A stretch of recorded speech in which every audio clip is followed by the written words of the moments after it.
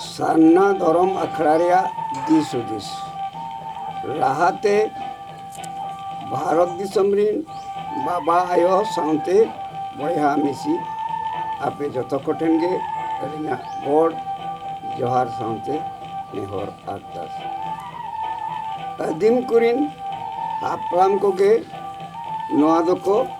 लई हटो का धरम खनगे आदिम कोआ जनम तारा खनगे आकोआ सिखनत तो मेना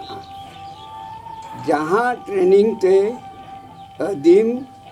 आकोआ भावना चिंता बंद काते आकोआ आत्मा आको तेको नेला ओनागे आकोआ धर्म साउते आकोआ सिखनत नोआ को सेणाय लगित गे अतुरे धरम अखड़ा दको बेरे टाका धरम अखड़ा रे धरम मंदार सेरेंते आकोआ हड़मो को बाड़ा लेखान आकोगे धरम अखड़ा रे चेला धरम मंदार सेरेंते आकोआ हड़मो खन सिरजन आकोआ मन को साफ लेखान आकोगे धरम अखड़ा ओझा धरम मंतार सेरेंते आकोआ मन खन सिरजन आकोआ इच्छे को सामलाव लेखान आकोगे धरम अखड़ा रिन गुरु आक धरम मंतार सेरेंते आकोआ इच्छे खन सिरजन भावना चिंता बंद काते आकोआ आत्मा आको तेको नेल लेखान आकोगे धरम अखड़ा रिन जान हो इखन नितो दो अतुरे धरम अखड़ा रिया नोआ को बांग सेना काते आबोते आबोबो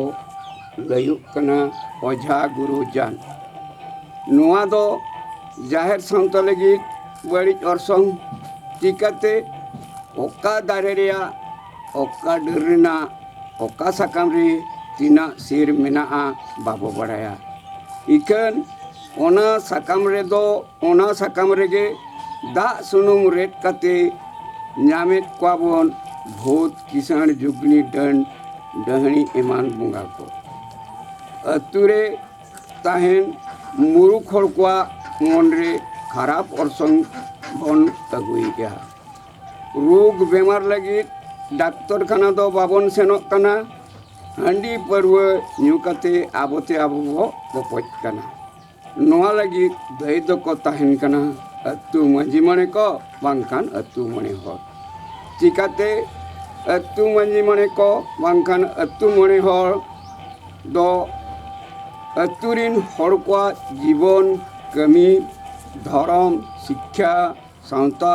कौड़ी करना अरिचाली राय रिबते दो बाको हुए काटबना बांग प्रमाणा को प्रमाणिया